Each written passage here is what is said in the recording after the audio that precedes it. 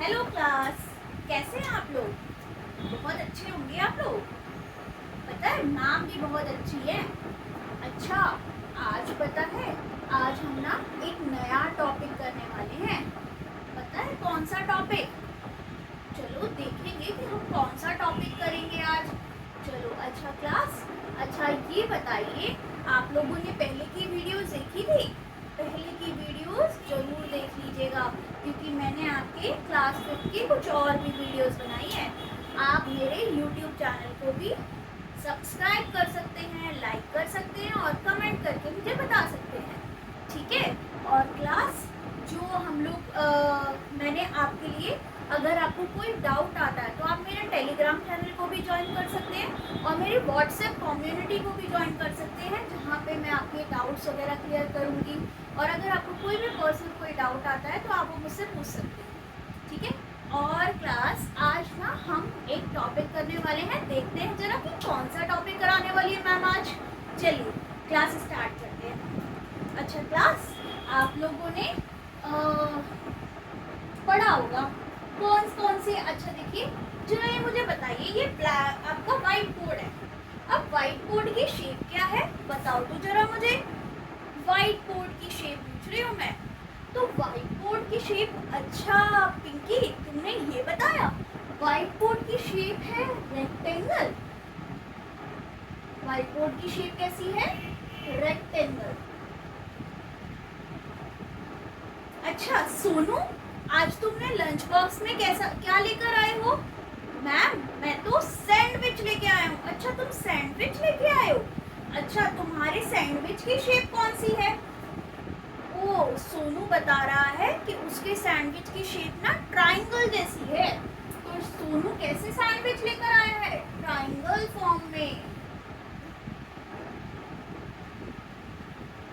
अच्छा बच्चों, आपने देखा है, आप चेस खेलते हैं? चेस तो खेला ही होगा, देखा तो होगा ही। चलो, तो चेस अगर आप देखते हैं तो उसमें बताइए चेस की शेप कैसी होती है? तो चेस की शेप में मैम, चेस जो है वो बिल्कुल कैसा लगता है? रेक्टेंगल शेप में लगता है। और आपने बताया सैंडविच कैसा था मैम? वो ट्रायंगल शेप में था, ठीक है? अब एक बात बताइए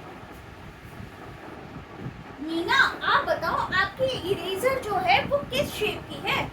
मीना बोलती है मेरी इरेजर ना मैम सर्कल शेप में है, ठीक है? तो सर्कल, और उसकी क्या थी? इरेजर। इरेजर किस शेप में थी? सर्कल शेप में। अच्छा, एक और शेप कौन सी होती है? स्क्वायर। स्क्वायर की शेप जो होती है वो कैसी होती है? जिसकी चारों साइड्स क्या होती है? बराबर होती है। तो ये क्या हो गया? स्क्वायर। बताओ स्क्वायर की शेप में कौन सी चीज है? मैम मेरे पास जो पेंसिल बॉक्स है ना वो बिल्कुल स्क्वायर शेप का है। अच्छा, आपका पेंसिल बॉक्स क्या है? स्क्वायर शेप का है। और आपने देखा होगा, जैसे आपने स्नेक एंड लैडर या लूडो तो खेला ही होगा सबने, तो लूडो की शेप कैसी होती है? वो भी बिल्कुल रेक्टेंगल शेप की होती है, ठीक है? तो क्लास, आज इसका मतलब हम कौन सा टॉपिक पढ़ने वाले हैं? आज हम क्लास 5 का टॉपिक पढ़ने वाले हैं, शेप्स एंड एंगल्स। ये आपका कौन सा चैप्टर है? चैप्टर नंबर 2 एनसीईआरटी का, ठीक है? तो आज हम इसको पढ़ने वाले हैं, ठीक है क्लास? अब हम देखते हैं, जैसे आपने क्या बताया, शेप बताया, रेक्टेंगल की शेप बताई, तो ऐसे ही मीना और राजू दो लोग थे। मीना और राजू क्या थे? दो लोग थे। दोनों कहते हैं चलो, मीना और राजू वो कहते हैं चलो हम दोनों ना एक शेप बनाते हैं। शेप बनाते हैं, चलो कैसी शेप बनाएंगे? अच्छा पहले आप मुझे शेप बनाने से पहले एक बात बताइए कि रेक्टेंगल की कितनी साइड्स है? रेक्टेंगल की कितनी साइड्स है? तो रेक्टेंगल की आपने देखा कितनी साइड्स है? 4 साइड्स। ट्रायंगल की कितनी साइड्स है? 1 2 3 4। ट्रायंगल की कितनी साइड है? 1 2 3। तो ट्रायंगल की कितनी साइड्स है? 3। क्या सर्कल की कोई साइड है? मैम सर्कल की कोई साइड नहीं है, तो यहाँ पे जीरो साइड। वो तो एक ही चीज पे बना हुआ है, तो जीरो साइड। आपका स्क्वायर जो है उसकी कितनी साइड्स हैं? तो उसकी कितनी है? 4 साइड्स। अच्छा चलो, अब आपने साइड्स तो बता दी मुझे, अब बताओ इसके कॉर्नर्स कितने हैं? रेक्टेंगल के कितने कॉर्नर्स हैं? रेक्टेंगल के कितने कॉर्नर्स हैं? 4 कॉर्नर्स। अब बताइए ट्राइंगल के कितने कॉर्नर्स हैं? कॉर्नर कैसे देखते हैं हम? 1 2 3 एंड 4। ट्राइंगल के कॉर्नर बताओ, 1 2 एंड 3। तो यहाँ के कितने कॉर्नर्स हो गए? 3 कॉर्नर्स। अगर आपको साइड देखनी है तो आप इस तरीके से देखेंगे, 1 2 3 4। और कॉर्नर मतलब बिल्कुल जहाँ पे दो लाइंस आपकी मिल रही है, दो लाइन सेगमेंट आपकी मिल रही है, उनको हम कॉर्नर्स बोलेंगे। ठीक है, यहाँ पे तो कोई कॉर्नर नहीं है, तो यहाँ पे क्या आ जाएगा? 0 कॉर्नर। और यहाँ पे कितने कॉर्नर्स हैं? 4 कॉर्नर्स। अच्छा, आपने बताया, तो अब आप बताइए, मैं एक और शेप बताती हूँ जिसकी 5 साइड्स होंगी। तो 5 साइड्स वाली शेप को क्या बोलते हैं? बताओ बताओ, 5 साइड्स वाली शेप को क्या बोलते हैं? बोलते हैं पेंटागन।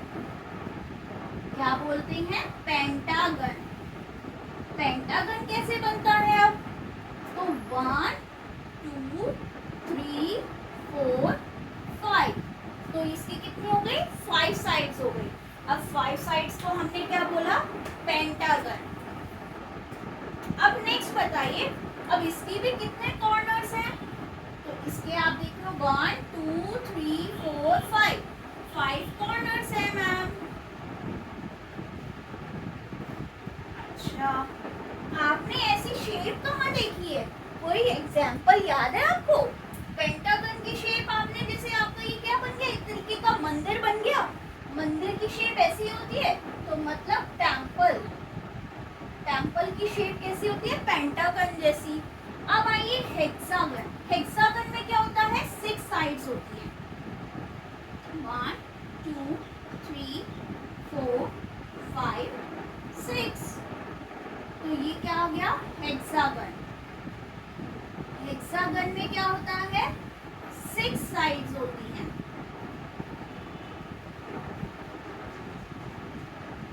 कितने कॉर्नर हैं इसके? 1 2 3 4 5 6। 6 कॉर्नर्स हैं। ठीक है क्लास, आपने ये देख लिया। चलिए, अब हम ना आपकी एनसीईआरटी, जो एनसीईआरटी में शेप्स एंड एंगल टॉपिक दिया हुआ है, उसके बारे में थोड़ा सा पढ़ते हैं। और फिर हम इसके बाद जो आपकी वीडियो आएगी ना, उसमें हम पूरी एनसीईआरटी का एक एक टॉपिक को देखेंगे कि कहाँ हमने क्या क्या चीज़ें हैं चैप्टर में, वो एक एक चीज़ को हम पढ़ेंगे। ठीक है, तो अभी हम आगे बढ़ते हैं, आगे स्टार्ट करते हैं।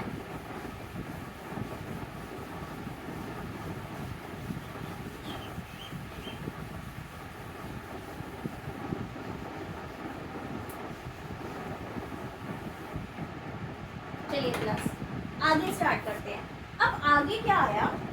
मैंने आपको बताया, एक था रमन और एक थी मान लो शालू। क्या थी? एक का नाम था रमन और एक का नाम था शालू। अब दोनों भाई बहन थे।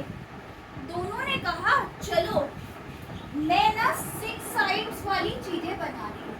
ठीक है, तुम भी 6 साइड की चीजें बनाना। ठीक है, तो मैंने बनाई 6 साइड की चीजें, तुम भी 6 साइड की चीजें बनाना। पर ना हम ना, तुम मुझसे क्वेश्चन पूछ सकती हो, मैं तुमसे क्वेश्चन पूछ सकता हूँ, पर आप एक दूसरे की पिक्चर को नहीं देख सकते हैं। ठीक है, तो रमन ने और शालू ने पिक्चर बनाना स्टार्ट किया। उन्होंने, रमन ने पूछा बताओ शालू तुम कितने साइड्स की पिक्चर बना रही हो? तो रमन ने बोला, शालू ने क्या बोला? मैं तो 6 साइड की पिक्चर बना रही हूँ।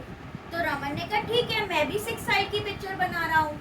अच्छा, तो अब बताओ, चलो अब हम दोनों ना पिक्चर बनाना स्टार्ट करते हैं। ठीक है, तो हमने दोनों ने पिक्चर बनाई। रमन ने कुछ ऐसे पिक्चर बनाई, उसने मैच स्टिक ली, दोनों ने क्या ली, मैच स्टिक, और मैच स्टिक से पिक्चर बना रहे हैं। मैच स्टिक जो होती है ना, वो वैसे हम यूज नहीं करते हैं, उसकी डिब्बी को साइड में रख देते हैं। तो मैच स्टिक लोगे आप और उसकी डिब्बी को साइड में रख दोगे और मैच स्टिक से पिक्चर बनाना स्टार्ट करेंगे। चलिए देखते हैं। सबसे पहले हमने पिक्चर बनाई, रमन ने एक मैच स्टिक ऐसे लगाई, दूसरी मैच स्टिक ऐसे लगाई, तीसरी मैच स्टिक ऐसे लगाई, चौथी मैच स्टिक कैसे लगाया हुआ, यहाँ पे लगाई उसने, पांचवी मैच स्टिक इस तरीके से लगाई और छठी मैच स्टिक इस तरीके से लगाई। तो रमन ने ये पिक्चर बनाई। ठीक है, अब शालू आई। शालू और रमन ने दोनों ने बात करी थी, तो ठीक है, दोनों ने पिक्चर बनाई। शालू ने कैसी पिक्चर बनाई, दोनों ने कहा था हम बनाएंगे, सेम पिक्चर्स बनेगी, अगर तुम मुझसे क्वेश्चन पूछोगे मैं तुमसे क्वेश्चन पूछूंगी। ठीक है, तो दोनों ने क्वेश्चंस पूछे। तो अब ये शालू कैसे पिक्चर बना रही है, वो कैसे बना रही है, यहाँ पे एक मैच स्टिक लगाई उसने, यहाँ पे दूसरी मैच स्टिक लगाई, यहाँ एक और, यहाँ पे एक और एक यहाँ पे लगा दी और एक यहाँ पे लगा दी। दोनों ने पिक्चर्स बनाई। देखो साइड सबकी सेम है, 1 2 3 4 5 6 साइड्स की उसने पिक्चर बनाई थी और 6 ही साइड्स की क्या बनाई, इसने पिक्चर बनाई। ठीक है, तो अब आप एक बात बताओ, रमन और शालू ने पिक्चर बनाई, दोनों ने बोला मेरी जो है वो क्या है, क्लोज शेप है।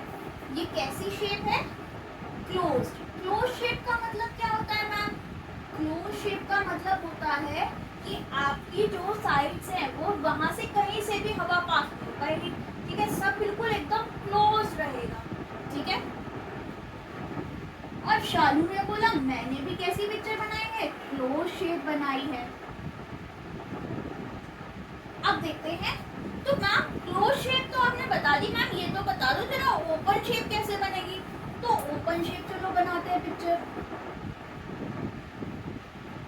4 5 और 6, ये इस तरीके से, ये क्या बन गई, यहाँ से ओपन है ना, तो ये क्या बन गई, कौन सी पिक्चर बन गई, ओपन शेप पिक्चर बन गई। तो आपको यहाँ पे दो कॉन्सेप्ट समझ में आए, एक तो आपको साइड का कॉन्सेप्ट समझ में आया और आपको एक ओपन और क्लोज का कॉन्सेप्ट समझ में आया। ठीक है, तो आप देखो दोनों ने कहा, अब वो दोनों कहते हैं हम दोनों ने एक दूसरे से क्वेश्चंस पूछे और फिर भी हम दोनों की पिक्चर्स क्या बनी है, डिफरेंट पिक्चर्स बनी है। तो ऐसा क्यों हुआ कि अगर हम दोनों ने सब कुछ सेम से पूछा था कि हमने क्लोज पिक्चर बनानी है और 6 साइड से बनानी है, तो ये चीज डिफरेंस आया क्यों, why difference comes between both images, दोनों इमेजेस के बीच में डिफरेंस क्यों आया। अब आप देख रहे हो, अब हम नेक्स्ट कॉन्सेप्ट पढ़ेंगे। जैसे ये शेप पढ़ लिया आपने, ये क्या पढ़ा है, सिर्फ शेप। तो आप भी और शेप्स बना सकते हैं 6 साइड से, 5 साइड से। तो आपका होमवर्क क्या है, आपको शेप्स बनानी है। होमवर्क आपका क्या है, आपको शेप्स बनानी है।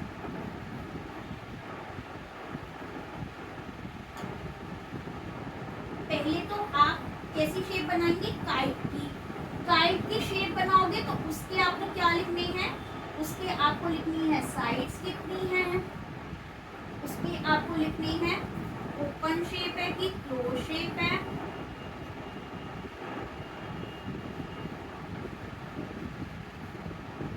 ठीक है, काइट लोगे, उसकी साइज चेक करोगे, ओपन है शेप और या क्लोज है, और ये बताएंगे कि उसके कॉर्नर्स कितने हैं। ठीक है, अब why difference come between two images, इन दोनों इमेजेस के बीच में डिफरेंस क्यों आया। तो बेटा इसका और इसका क्या हुआ है, एंगल में डिफरेंस है। ठीक है, जो इमेजेस बनाई है इन दोनों ने, उसके एंगल में डिफरेंस आ रहा है। तो यहाँ पे हम रीजन लिखेंगे बिकॉज जब हम एंगल्स बना रहे हैं इमेजेस में, तो एंगल्स क्या आ रहे हैं, डिफरेंट आ रहे हैं। अब हम नेक्स्ट क्लास में पढ़ेंगे एंगल्स का कॉन्सेप्ट, पर एंगल से पहले मैं आपको अब नेक्स्ट क्लास में क्या पढ़ाने वाली हूँ, पूरा बुक से कराऊंगी सारा, ठीक है। तो एक एक पॉइंट, एक एक चीज को हम करते हुए जाएंगे, ठीक है। बिकॉज एंगल्स आर डिफरेंट, क्योंकि एंगल्स क्या थे, डिफरेंट थे, इस वजह से दोनों इमेजेस के बीच में क्या आया, डिफरेंस आया। ये इसका आंसर हो गया, ठीक है। अच्छा, एक चीज और, आप काइट आप कुछ ना क्या करेंगे, और शेप्स भी बनाएंगे। अब आप ट्राइंगल ले लेंगे, ट्राइंगल की फॉर्म में बताइए दो ऑब्जेक्ट्स कौन से आते हैं, दो ऑब्जेक्ट जो आपने देखे हो उनके एग्जाम्पल्स लिखेंगे और उनका भी बताएंगे कि आपका होमवर्क क्या है। आप उसके बताएंगे कि ओपन है कि क्लोज है, और फिर आप इसके कॉर्नर्स बताएंगे, और फिर क्या बताएंगे, इसकी साइड्स बताएंगे, और दोनों तरीके की बनानी है, ठीक है। एक ओपन भी बनानी है और एक क्लोज फिगर भी बनानी है। ये आपका होमवर्क है, ठीक है क्लास।